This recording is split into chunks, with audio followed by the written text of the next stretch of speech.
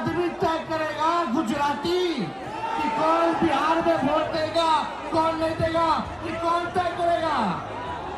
ये गुजराती तय करेंगे। तो ये आएंगे, चुनाव में आएंगे, बार बार आएंगे। इनको देश, गरीबी, बेरोजगारी, महंगाई से लेना देना नहीं। इनको पूरा सिस्टम को हाईजैक करना है। ये लोग लोकतंत्र को खत्म करके राजतंत्र को लागू करना चाहते हैं।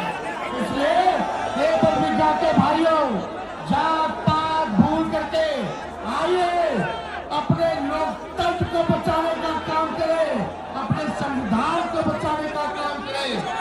ये बिहार के प्रथम मुख्यमंत्री बाबू कृष्ण जी की धरती है।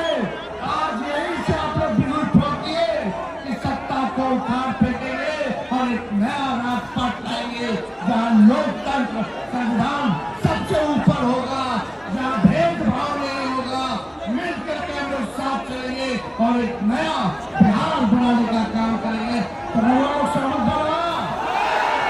हाथों पर धोने बतावा संजय संजय हम बोलेंगे वोट चोर। अपने लोग के कहेंगे बा जब भी छोड़ वोट चोर, वोट चोर, वोट चोर। जय हिंद, जय बिहार। बहुत बहुत धन्यवाद। प्रेम आपके बीच आइए और राहुल गांधी जी को हम दिल से धन्यवाद देना चाहेंगे। एक बार राहुल गांधी जी के सब लोग हाथ उठा करके ताली मार करके स्वागत कीजिए। ये संविधान बचाने के लिए, आपके अधिकार, आपके अस्तित्व को बचाने की लड़ाई लड़ रहे हैं। इसलिए हम निमंत्रण देते हैं कि राहुल जी आइए और अपनी बात को जो है विद्या और शेखपुरा के निवासियों को आज जो है जागरूक करने का काम करिए। के युवा वोट चोरी होने देंगे? वोट चोरी होने देंगे बिहार के युवा? नहीं, क्योंकि वोट जो है वो हम सबका अधिकार है और गरीबों के पास आज के हिंदुस्तान में सिर्फ वोट बचा हुआ है। और अगर आपका वोट चला जाएगा, उसके बाद राशन कार्ड, उसके बाद जमीन, सारा का सारा जो आपका है वो चला जाएगा। भाई और बहनों, कुछ सालों से इलेक्शन कमीशन और बीजेपी मिलकर चुनाव चोरी कर रहे हैं। महाराष्ट्र का चुनाव, हरियाणा का चुनाव, मध्य प्रदेश का चुनाव, ये सारे के सारे इन्होंने चुनाव चोरी किए हैं। महाराष्ट्र में लोकसभा में हम जीतते हैं, 4 महीने बाद विधानसभा में बीजेपी जीतती है। फर्क क्या था?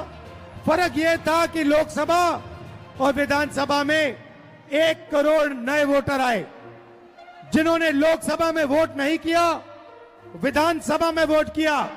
जब हमने चुनाव आयोग से पूछा ये कौन है, हमें जवाब नहीं देते। हमने उनसे कहा वोटर लिस्ट दिखाइए, जवाब नहीं देते। हमने उनसे कहा वीडियोग्राफी दिखाइए, जवाब नहीं देते। क्यों? क्योंकि इलेक्शन कमीशन वोट चोरी करवा रहा है।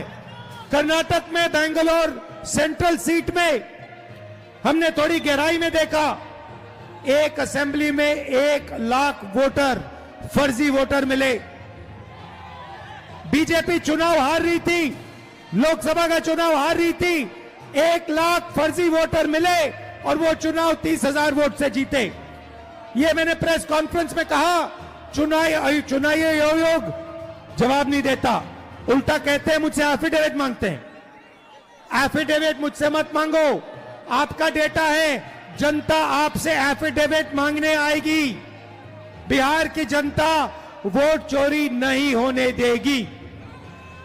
भाई और बहनों, विकास के बारे में आप जानते हो, यहां पे 20 साल से सरकार है, नीतीश जी की सरकार है और तेजस्वी जी, आप देखिए रिकॉर्ड में आएगा एक दिन कि पिछला चुनाव बिहार का भी इन्होंने चोरी किया था।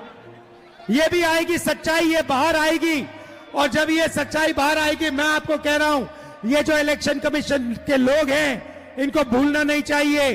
इनके खिलाफ हमारी सरकार कार्रवाई करने जा रही है। भाई और बहनों, आपको रोजगार नहीं मिलता, बिजली के बिल फर्जी आते हैं, महंगाई बढ़ती जाती है, 65 लाख वोटर आपके काटे जा रहे हैं। सही बात है? बस ये नहीं अलाउ करना, इसलिए हमने ये यात्रा शुरू की है। पूरे बिहार में ये यात्रा जाएगी और बिहार का हर युवा कहेगा, वोट चोर, वोट चोर, वोट चोर। दिल से आपका धन्यवाद।